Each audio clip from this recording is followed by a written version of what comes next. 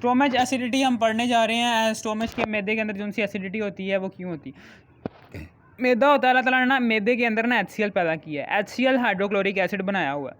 Hydrochloric acid जो सा होता है वो अदर साल्ट्स के साथ जब जैसे ही रिएक्शन करता है हाइड्रोक्लोरिक एसिड और दूसरे साल्ट्स होते हैं, ठीक है ना, ये इनका काम क्या होता है? इनका काम क्या होता है? ये HCl जो सा है ये हाईली क्रोसिव होता है, ठीक है ना, बहुत ज़्यादा ख़तरनाक होता है, हाईली क्रोसिव होता है, ठीक है ना। But stomach is protected from its effects. लेकिन जो सा स्टोमच होता है ना वो HCl को प्रोटेक्ट करता है। स्टोमच जो सा है अपने आप को HCl से प्रोटेक्ट करता है। कैसे करता है? क्योंकि वो करता क्या है कि मैदे के अंदर बेस बन रही होती है। बेस जो से होते हैं वो HCl मॉलिक्यूल्स के साथ जुड़े होते हैं।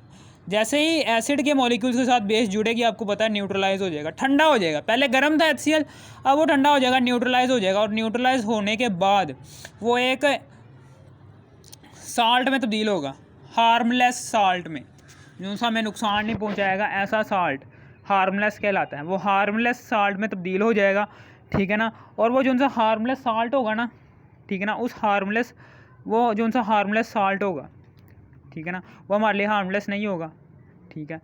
यानी कि ये जो उनसे काले काले से डॉट है ये HCl हैं। ये जो उनसे ऊपर ये बने हुए हैं ये वाले, ये जो उनसे ऊपर बने हुए हैं ना, ये सारे बेस हैं, ये गोल गोल से ये बेस है।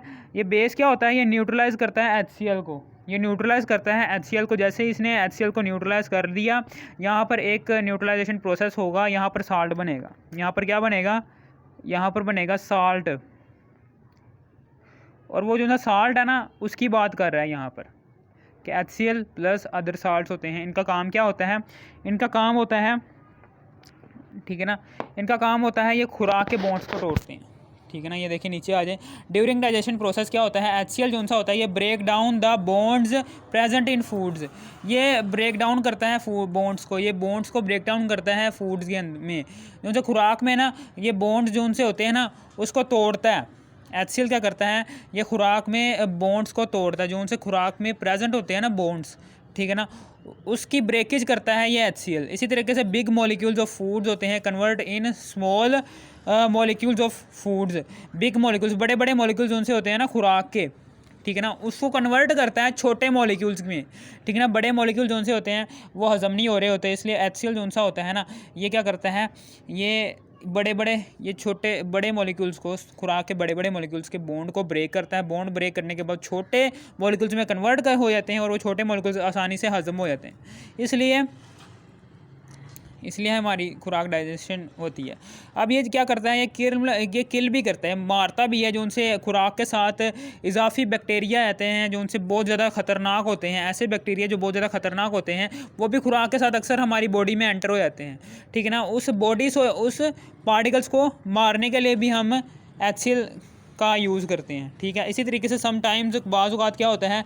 स्टोमच जो सा होता है वो produces too much acid. Stomach मैदा जो सा होता है बहुत ज़्यादा एसिड को प्रोड्यूस करता है। मैदा जो सा होता है बाज़ औक़ात क्या करता है? बहुत ज़्यादा एसिड को प्रोड्यूस करता है, जिसको न्यूट्रलाइज़ करना मुश्किल हो जाता है। अब क्या होता है? हमें खट्टे खट्टे डकार आने शुरू हो जाते हैं, ठीक है। अब HCl अमाउंट की ज़्यादा मकदार बन जाती है, HCl amount more than before पहले से ज़्यादा मकदार बन जाती है हाइपर एसिडिटी। यानी कि यहाँ पर हाइपर एसिडिटी, इसे हम कहते हैं हाइपर एसिडिटी। जब मैदे में HCl की मकदार बढ़ जाए, जब मैदे में HCl की मकदार पहले से ज़्यादा हो जाए या पहले जो उनसी मौजूद थी HCl की मकदार उससे बढ़ जाए, ठीक है ना, तो वो हमारा मैदा क्या करता है? हमारा मैदा उसको न्यूट्रलाइज़ नहीं कर पाता, ठीक है ना, उसके साथ बेस को मिलाकर उसको न्यूट्रलाइज़ ज़्यादा मकदार में नहीं कर पाता। तो फिर क्या होता है? हमें खट्टे खट्टे डकार आने लग पड़ते हैं, हमें हाइपर एसिडिटी हो जाती है, यानी कि एसिड की मकदार हमारे अंदर बढ़ गई है। अब क्या होता है कि ठीक है ना, इस दौरान क्या होता है? सिम्टम्स ट्रैक यानी कि सिम्टम्स यहाँ पर ज़ाहिर होती हैं। फीलिंग बर्निंग होती है, बर्निंग सबसे पहली बात है कि बर्निंग होती है। Feeling burning sensation throughout the gastrointestinal का मतलब है मैदा। गैस्ट्रोइंटेस्टिनल में मैदे में ठीक है ना बर्निंग सी, जलन सी महसूस होती है, और वो जलन जोन सी होती है वो छाती तक बढ़ती है, छाती तक एक्सटेंट बढ़ती है टुवर्ड्स छाती, टूवर्ड्स चेस्ट तक बढ़ती है वो जलन, ठीक है ना। और यहाँ पर हमारा जो सा दिल है वो जलने लग पड़ता है, हमारा ऐसा लगता है कि दिल जो उनसे है ना वो जल रहा है, हार्ट बर्निंग होती है, ठीक है। Best prevention from hyper acidity is, यानी कि इसको रोकने के जो उनसे तरीके हैं ना, हाइपर एसिडिटी हमें ना ही हो तो अच्छा है। इसको रोकने का तरीके ये हैं कि आप ओवर ईटिंग, यानी कि आप ज़्यादा ना खाएं, ठीक है ना। एक बैलेंस्ड खुराक रखें और ज़्यादा ना खाएं। बैलेंस्ड खुराक का मतलब क्या है कि दोपहर को सलाद खाएं थोड़े, ठीक है ना, बैलेंस्ड मिकदार में, जितना कि आप बचा सकें, ठीक है ना, जितना कि आप बचा सकें। यानी कि अब ज़्यादा सलाद खाएंगे, जितना कि आप बचा सके उतना खाएंगे ना, तो आपको एसिडिटी नहीं होगी। अगर आप ज़्यादा सलाद खा लेंगे तो तब भी आपको एसिडिटी हो सकती है, क्योंकि मैदा कंफ्यूज हो जाता है कि मैं कितना एसिड खारिज करूं कि ये जो सा है कि ये फूड के सारे बॉन्ड से तोड़ सकूं, ठीक है। वो मैदा क्या करता है, वो बहुत ज़्यादा ही एसिड खारिज करने लग पड़ता है। वो मैदा कंफ्यूज हो जाता है, वो मैदा क्या करता है, मैदा कंफ्यूज हो जाता है, ठीक है ना। वो फिर कंफ्यूजन के चक्कर में वो ज़्यादा एसिड खारिज कर देता है, जिसकी वजह से उसको न्यूट्रलाइज़ करना, उस एसिड को न्यूट्रलाइज़ करना बहुत मुश्किल हो जाता है। उस एसिड को न्यूट्रलाइज़ करना बहुत मुश्किल हो जाता है, जिसकी वजह से हमारे अंदर जो से एसिड की मिकदार बढ़ जाती है और हम अपने आप को हमारी जो सी जलन है मैदे में जो सी बर्निंग हो रही है वो आहिस्ता आहिस्ता ऊपर उठते उठते दिल तक जाती है, और दिल में भी जलन होने लग पड़ती है। और इस तरीके से हम खट्टे खट्टे डकार शुरू हो जाते हैं हमारे यहाँ, ठीक है ना। अक्सर खट्टे डकारों के अंदर वो पानी भी आ जाता है, मुंह से खट्टा खट्टा पानी भी आ जाता है। वो क्यों आता है, क्योंकि वो एसिड जो सा बहुत ज़्यादा बढ़ गया, वो अब मुंह से बाहर निकलना चाहता है, ठीक है ना। ओके, समझ आ गई आपको। खट्टा वो पानी भी आ जाता है अक्सर मुंह से, डकारों के साथ ही पानी ऊपर की तरफ आता है ना। डकार जब आता है ना हमें खट्टा था, तो उसके साथ थोड़ा थोड़ा पानी भी आ जाता है हमारे मुंह में, वो हमारा अजीब सा टेस्ट हो जाता है मुंह का, ऐसा लगता है कि जलन हो रही है, जलन वाला टेस्ट हो जाता है, ठीक है ना। अब सबसे ज़्यादा बात है कि आप ओवर ईटिंग ना करें, ठीक है ना।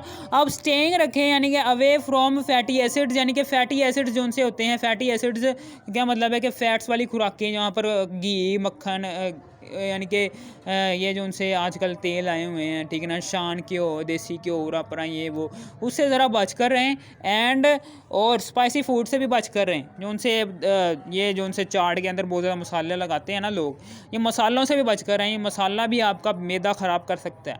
फिर आगे जो सा 45 मिनट तक आप अपनी कब्र को सीधी रखें। 45 मिनट तक आपने अपनी कब्र को सीधी रखना है, सीधी पोजीशन में रखना है जब आप खाना खा लेते हैं। और जब आप सोओगे 45 मिनट के बाद जब आप सोते हैं, तो अपना सर हमेशा अपने जिस्म से सर उठा कर सोएं। जिस्म है ना, जिस्म लेटा हुआ है, उसके सर के नीचे सरहाना रखें, ताकि आपका जो सा सर है वो धड़ से थोड़ा सा ऊंचा रहे, ठीक है।